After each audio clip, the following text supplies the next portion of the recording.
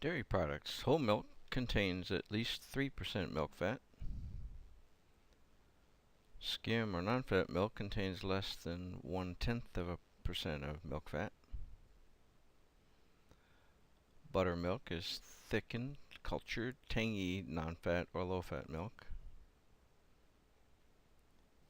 And evaporated milk is milk that's been heated in a vacuum to remove 60% of its water. May be made from whole, low-fat, or skim milk. And it has a milk fat content of 0.5% to 8%.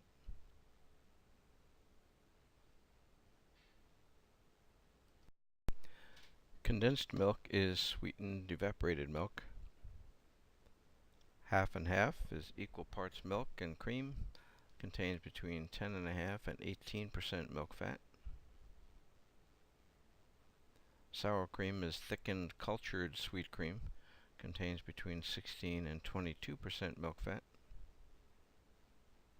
And yogurt is thickened cultured milk.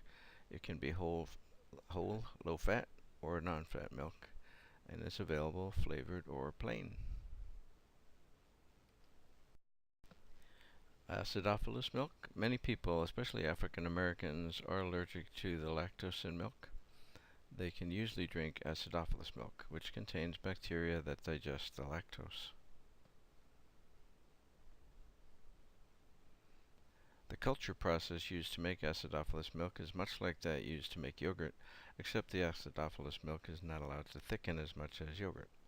So somewhere between milk and yogurt is acidophilus milk.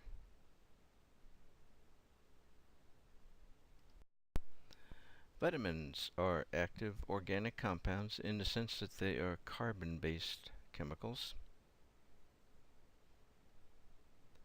Even if they're man-made, they are organic, and in this way they differ from minerals. Vitamins do not yield any energy. Taking vitamins does not make you more energetic. The best source of vitamin C include OJ, grapefruit, and tomato juices.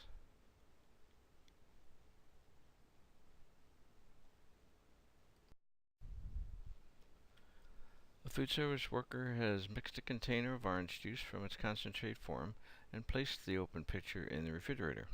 The orange juice will be used at breakfast service over the next several days. Which vitamin in the juice will deplete the fastest from the exposure to air in the refrigerator? Which vitamin is going to disappear the fastest? That would be vitamin C. Therefore, you want it to be fresh and don't mix it until the last minute.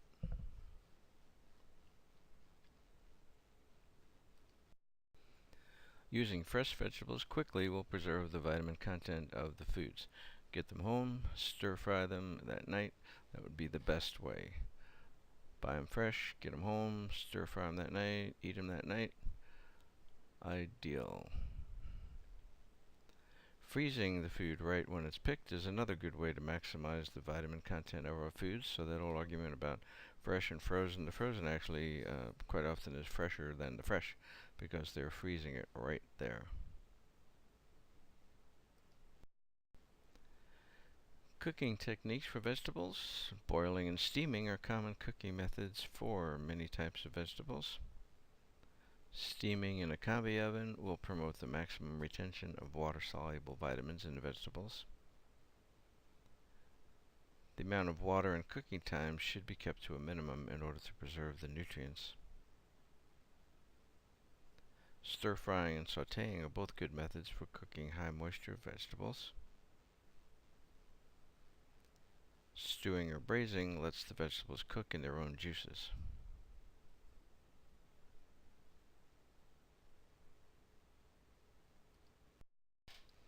What is diabetes? It's the condition where the body cannot regulate blood sugar adequately. That's called diabetes mellitus. There's two types, type 1 and type 2. Type 1 affects 10% of the people who have diabetes. I've also seen 15%, so somewhere at low, 10 to 15%. It occurs when the body can't produce enough insulin, does not produce insulin. The treatment is daily insulin injections.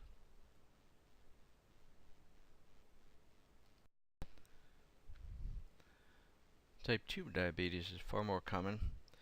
In the range of 85 to 90% of people who have diabetes have type 2. Pancreas still produces insulin normally, but the body cells become less responsive to the insulin. Develops slowly over time, sometimes due to obesity, and is helped by weight loss. The most significant risk factor is obesity. I'm going to put a separate video, which you don't have to watch, but I think it's terrifically done the way this lady explains diabetes type 1, type 2, and how the body works, how the food works, and not necessarily necessary for this course, but I thought it was great education, so I'm going to put that in separately on the along the list of the lectures. So you might want to take a look at that. I would suggest that you do. Be advised by the RD to avoid vegetables that are high in starch, such as corn. Why would that be? What the starch gets turned into sugar.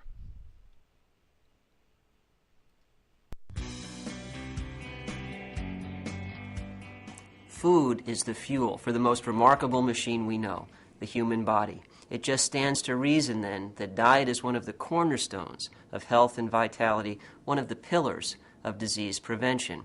And of course, for preventing chronic disease, such as diabetes, it's the overall dietary pattern that matters most. But there are specific properties of foods, and particular foods, that can help protect you and your family from the threat of diabetes. One of the standouts in this area is fiber. Now, there are two kinds of fiber in our diets, soluble and insoluble fiber. Insoluble fiber is found in foods such as wheat and helps speed transit through our intestinal tract. That, too, is good for health. But soluble fiber is specifically beneficial in reducing the risk of diabetes. Soluble fiber can help lower cholesterol levels. It also stabilizes blood sugar levels and lowers the release of blood insulin. A number of foods are particularly rich sources of soluble fiber, and they should be a part of your diet and part of your strategy to reduce diabetes risk.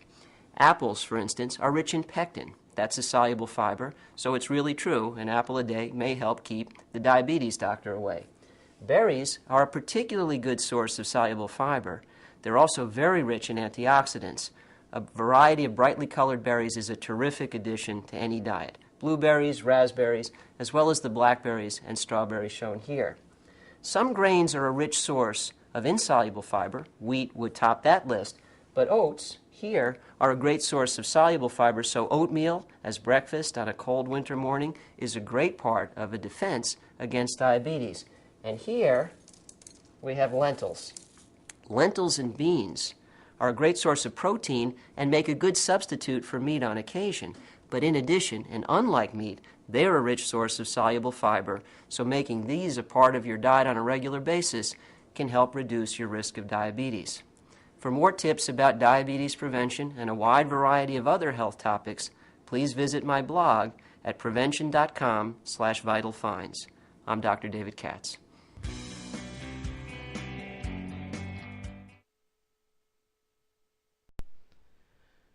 When you're modifying a baking recipe in order to lower the sugar content, which sweetener loses sweetness when baked at high temperature and should be avoided? That would be aspartame, which is found in equal, so you wouldn't use equal as a sugar substitute for baking. You would use sweet and low.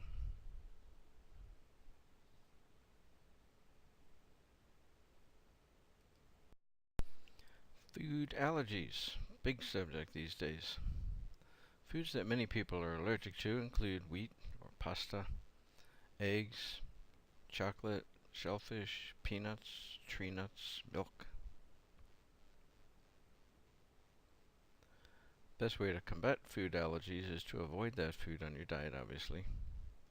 For example, somebody who's allergic to eggs should avoid eating custard.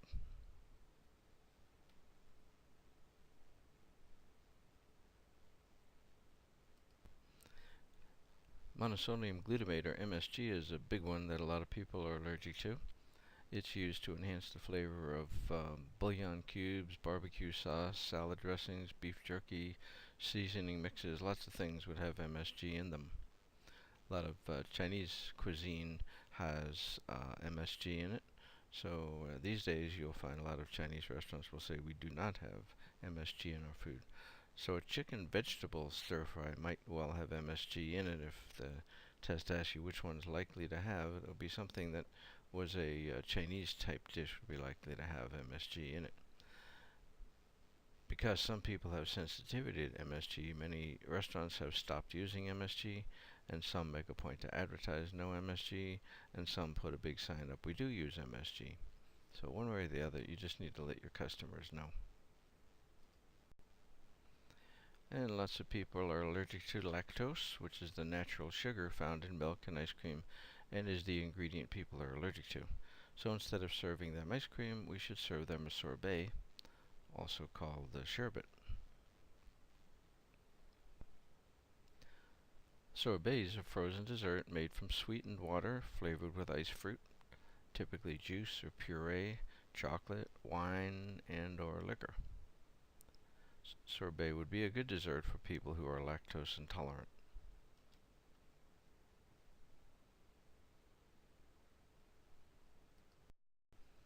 Religious dietary restrictions have nothing to do with the body, obviously. They just have to do with your religious convictions.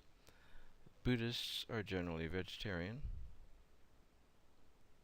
Conservative Protestants would avoid alcohol. Greek Orthodox would have no meat or dairy products on fast days. So if you get a Greek Orthodox person coming to your place for a banquet, you need to figure out if it's a fast day or not. Hindu, generally vegetarian. Orthodox Jews follow a kosher diet, which means no shellfish, pork or non-kosher meats, no serving milk products with meat, no eating leavened bread during Passover. And Roman Catholics eat no meat on Ash Wednesday, Good Friday, and all Fridays during Lent. They do allow the consumption of alcohol.